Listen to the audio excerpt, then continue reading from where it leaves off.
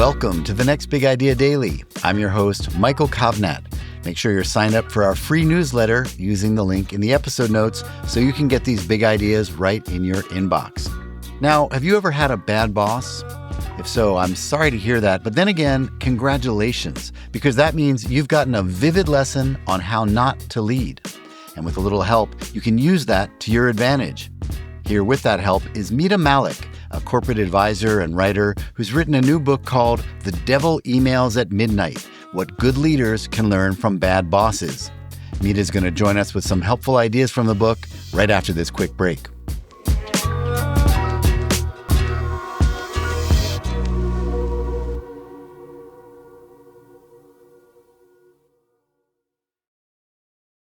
Finished training for the day?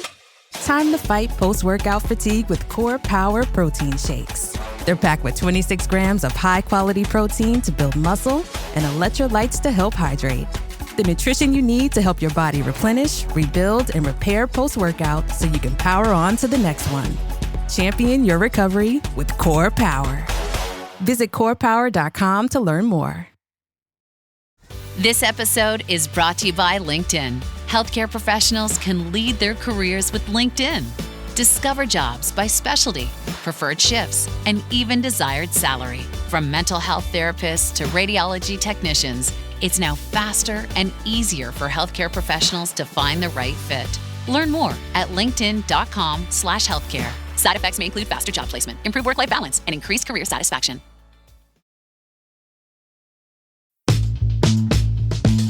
Hi, I'm Meeta Malik. I'm excited to share 5 insights from my new book, The Devil Emails at Midnight: What Good Leaders Can Learn from Bad Bosses. First, we stopped normalizing emailing at midnight. I was so excited to meet my new boss. Apparently, the feeling wasn't mutual. This was my former boss who I nicknamed the Devil. She was the boss who never had any time for me during the day, but did have time to consistently send me emails between the hours of 10 p.m. and 2 a.m. I started responding to her emails in the early morning hours. I was so desperate to impress her because she never had time for me. Back in the office, I waited to bump into her, to see her, to get a smile, a wave, hello, a thank you, anything to make me feel like she saw me, and I was appreciated. I was like a golden retriever, pacing around the Devil's office to get time with her. I even tried to chase her out of the building one evening, and she was just too quick for me, driving off in her car before I could even say hello. Years later, the question I continue to ponder is this: why didn't she have time for me? One of the biggest complaints we hear when it comes to our relationships is this: you never have time for me. As a leader, if you can't make time for your teams during the day to coach, guide, and teach them, you have to ask yourself, why are you leading in the first place? I challenge us all to treat our calendars like I treat my wardrobe. Consistently declutter. Focus on high-value meetings, remove meetings that are no longer needed, delegate meetings to others. Find time to connect with your teams during the day instead of resorting to midnight emails. Let's stop normalizing emailing at midnight. I'm not ashamed to say, on most evenings, I'm asleep at midnight. It doesn't mean there aren't periods of my life where I'm not working incredibly hard. And constantly burning the midnight oil isn't sustainable.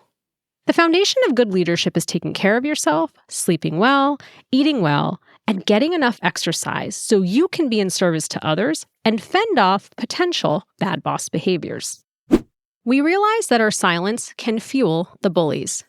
My full name is Madhumita Malik.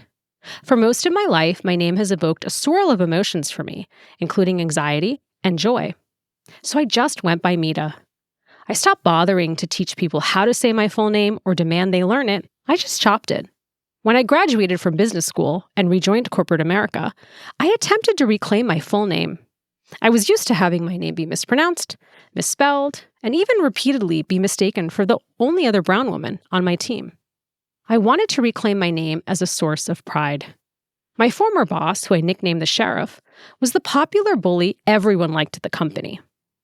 When it came to my name, the Sheriff decided not to repeatedly and intentionally mispronounce my name. He decided not to give me a nickname that was short for something else. He decided to completely rename me. Because he couldn't pronounce my full name, Madhumita, and didn't want to learn how to pronounce it. He decided to rename me and call me Muhammad, because he could and he wanted to. And I'm embarrassed to admit that for many, many, many weeks, I responded to a name that was not my own.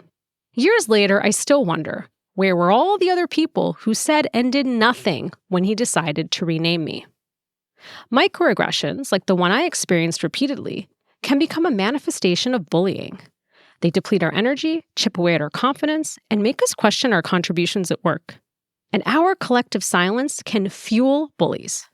The burden shouldn't be placed on the target to speak out and stop this behavior. If you see someone being targeted in the workplace, intervene. First, you can give the bully a dose of their own medicine. In my case, someone could have said to my former boss, the sheriff, "Oh, I just thought of the best name for you. Do you want to hear it?" You can use this approach to be a mirror to show them how they are behaving.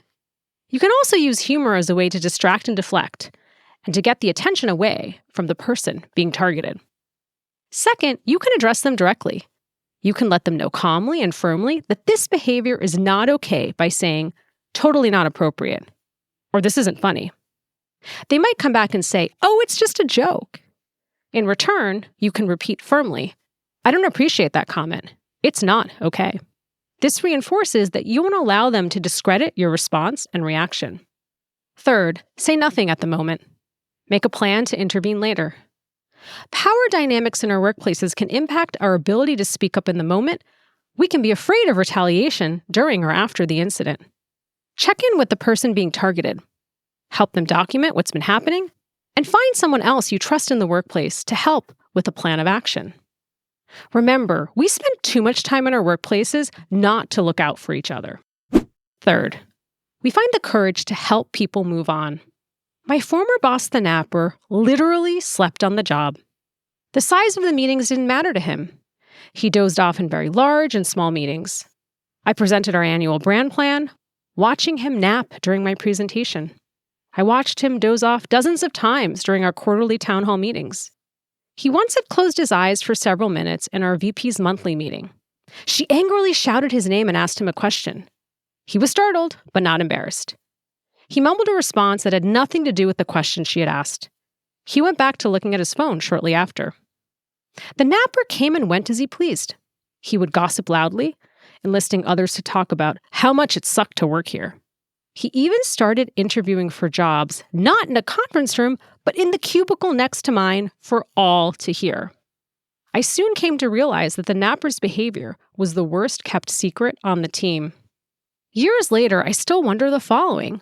Why was my former boss allowed to repeatedly nap and be disengaged at work without any consequences? Disengagement can spread. It can become contagious.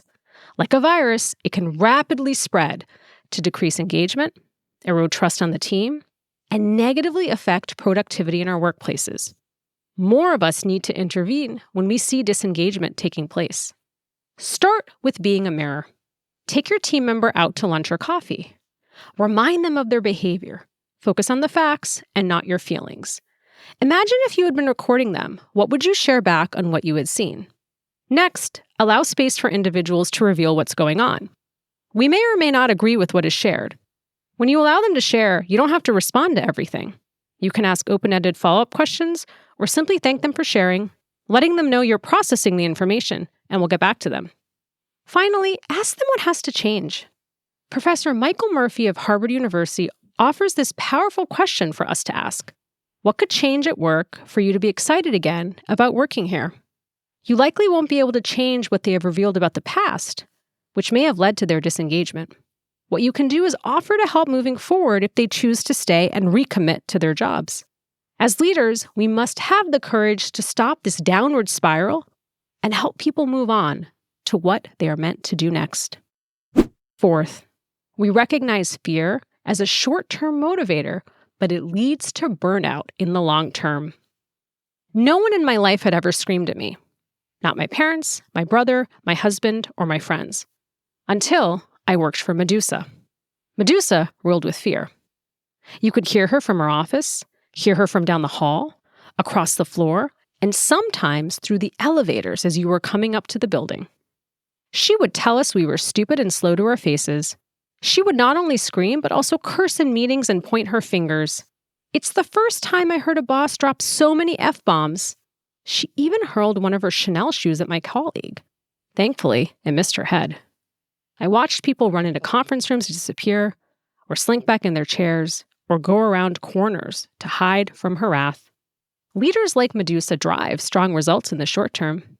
Many of us will show up to work every day scared. We will work overtime to deliver things on time, sometimes in advance, and still get screamed at. In fact, according to one study, more than a third of leaders in the U.S. companies lead through fear. Nearly 40% of fear-based leaders said they strongly believe that stress can be positively harnessed. And yet, there are two other observations these fear-based leaders had of their teams. 90% witnessed a decline in team members' productivity. 60% acknowledged their direct reports are unhappy with their job. Creating workplace cultures based on fear costs the economy approximately $36 billion each year in lost productivity. Because for most of us, showing up to work every day scared is exhausting. Remember that fear kills communication. Fear leads to decreased productivity. Fear isolates team members. Fear can divide and conquer a team. Fear kills creativity and innovation. Fear promotes sticking to the status quo. Fear leads to burnout. Creating a culture where everyone is treated with respect shouldn't be a workplace luxury. It should be an essential requirement, basic working conditions for our organizations. Individuals don't want another free meditation app, endless supply of fancy snacks, unlimited vacation days, not free happy hours, and not another oversized hoodie, more mugs, and socks they will never wear. They want to be respected and valued. Fifth, we accept that unwavering loyalty no longer exists in our workplaces. My former boss, nicknamed Tony Soprano, expected loyalty at all costs. With one swift phone call, he could kill someone's career. Tony found out someone on our team was interviewing externally. By that same afternoon, this team member's role had been eliminated, and he was escorted out by security. That external offer had vanished. Tony had gotten to the hiring manager at the other company.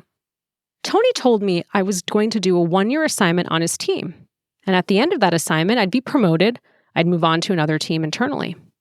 So I started networking within the organization when it came close to the year mark to figure out what I was going to do next. When he found this out, he said to me, "Oh, this is at least a 2 to 4 year assignment," he railed. "You haven't even begun to make impact in this role.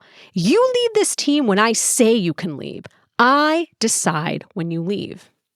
Leaders like Tony believe they own our careers. They decide and dictate who gets to leave their team, when, and why.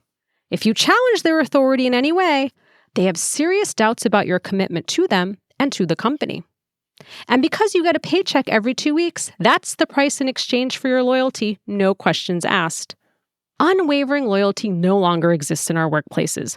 Long gone are the days of pensions, guaranteed job security, and receiving a shiny gold Rolex after 30 years of service. The corporate social contract that employers once provided job security and employees in return had unwavering loyalty is now broken. We can no longer expect loyalty from our employees at all costs. We must redefine what loyalty looks like in our workplaces. As leaders, we must stop hoarding and holding on to talent. We must be honest and upfront about career opportunities. We have to communicate often and clearly on the changing needs and the health of the business. Finally, when we care about someone's career, we let them go. We don't throw a tantrum when they resign. We wish them well, and we hope to get to work together with them again someday. Remember that loyalty isn't guaranteed, and it certainly is not built overnight. We can't demand loyalty from our employees when it has not yet been earned.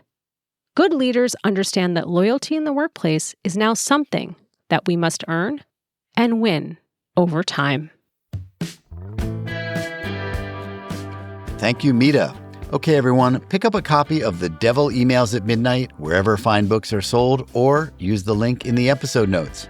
If you got something out of today's show, please leave us a rating and review so others can find it. That's our show for the day. We hope to see you tomorrow.